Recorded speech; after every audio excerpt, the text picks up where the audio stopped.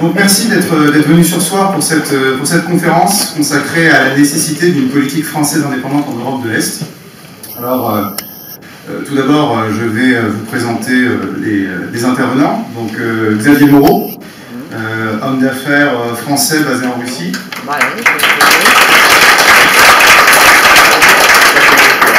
Écrivain, et qui va d'ailleurs bientôt publier un article dans la revue Conflit, et a beaucoup écrit sur le site Realpolitik. Et il va lancer en octobre le site, si je ne me trompe pas, stratpol.com, hein, je me corrige. Ensuite, je vous présente Alexandre Latza, qui d'ailleurs n'est pas si inconnu, puisqu'il est déjà venu la dernière fois,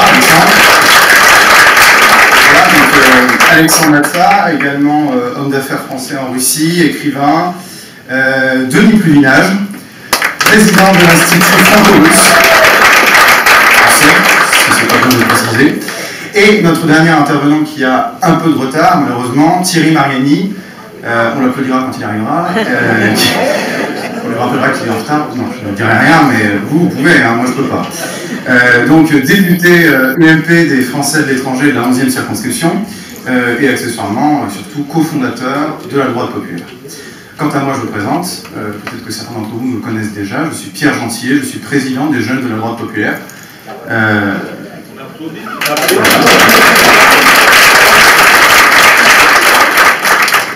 Le silence n'était pas fait pour applaudir, mais ça fait toujours plaisir.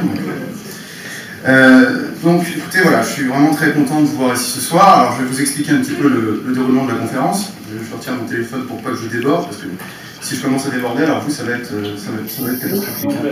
Ah. Alors, donc cette conférence. Les intervenants vont parler chacun à leur tour, vont donner effectivement leur avis, leur point de vue, leurs sentiments sur ce sujet, la nécessité d'une politique française indépendante en Europe de l'Est. Et à la suite de ces interventions, étant donné le nombre d'intervenants et étant donné aussi l'heure à laquelle nous commençons, il y aura quelques questions, je dis bien quelques questions, et de toute façon après, vous pourrez tous continuer de manière informelle, on restera ici encore suffisamment de temps pour que... Jusqu'à demain, voilà, pour qu'on puisse discuter et échanger avec vous. Donc ne vous inquiétez pas si vous n'avez pas le temps de poser votre question. Et je rappelle d'ailleurs, mais je le rappellerai encore après, une question, ça termine par un point d'interrogation. Ça a l'air banal, mais j'ai beaucoup de gens qui parlent à la fin, je dis mais où est le point d'interrogation? Et il n'y a pas de point d'interrogation. Donc merci de mettre des points d'interrogation à la fin de vos phrases. Voilà, ce petit mot introductif. Alors permettez-moi, donc à mon tour, de m'exprimer sur ce sujet. J'ai déjà eu beaucoup l'occasion de m'exprimer là-dessus, et là, j'avoue que le sujet de la politique française, l'indépendance de la politique française, en particulier sur tout ce qui touche à la politique étrangère en Europe de l'Est, c'est un sujet qui me tient particulièrement à cœur. Je commencerai par cette phrase de Dostoïevski qui disait « Toute société, pour se maintenir, a besoin de vivre, a absolument besoin de respecter quelqu'un et quelque chose. » Ces mots de l'écrivain russe, donc Dostoïevski, incarnation suprême, comme chacun sait, du génie littéraire et de l'esprit russe, résonnent dans mon esprit ce soir. À rebours de la déferlante médiatique et politique, qui ces derniers mois n'a eu de cesse de décrier, de diffamer, de traîner dans la boue le peuple russe, s'est animé par un profond respect pour cette culture si proche et si lointaine, fascinante et par là même intrigante, que j'aimerais porter devant vous une certaine idée de la relation entre la France et la Russie. Alors, sortons d'emblée des caricatures grotesques, faisons fi des préjugés et autres mensonges, les mieux qui ont ébranlé ce lien d'amitié. J'aimerais devant vous ce soir renouer avec ce fil historique, faire rejaillir le lien inextricable qui unit la France et la Russie.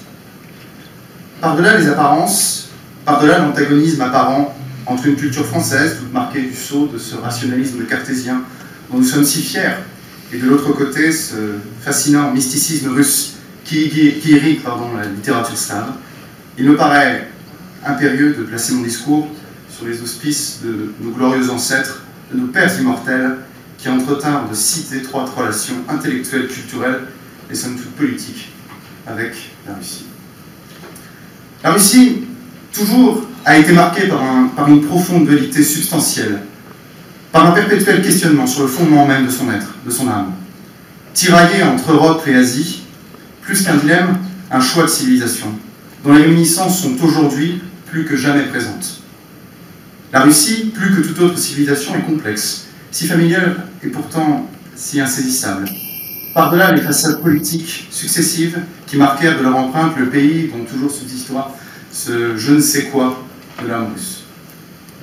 Dès lors, il faut avoir, pardonnez-moi, l'étroitesse d'esprit, la froideur logique d'un néoconservateur américain pour considérer qu'une irrémédiable dichotomie, un fossé infranchissable, toujours opposeront l'Europe et la Russie. Alors ce soir, osons.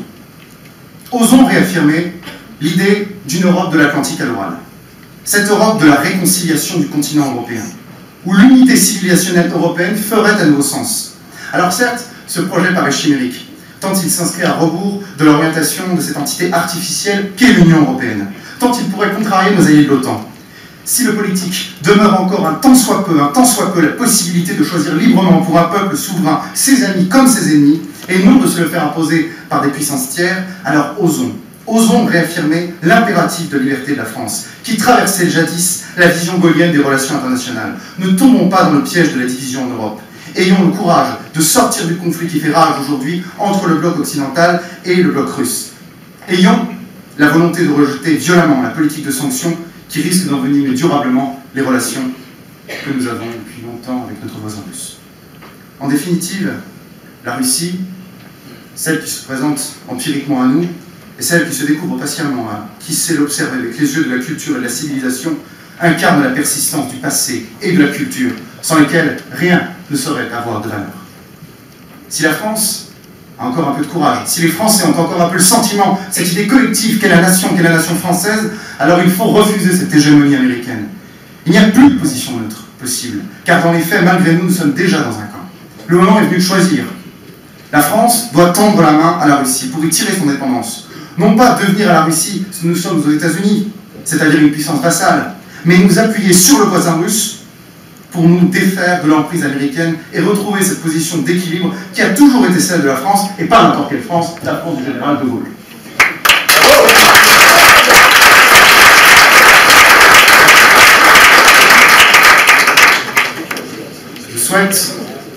Je souhaite que la France, mon pays, notre pays, retrouve sa grandeur passée. Mais cette grandeur ne pourra passer que par l'indépendance. Il n'y a pas de grandeur sans indépendance, et il n'y a pas d'indépendance sans grandeur.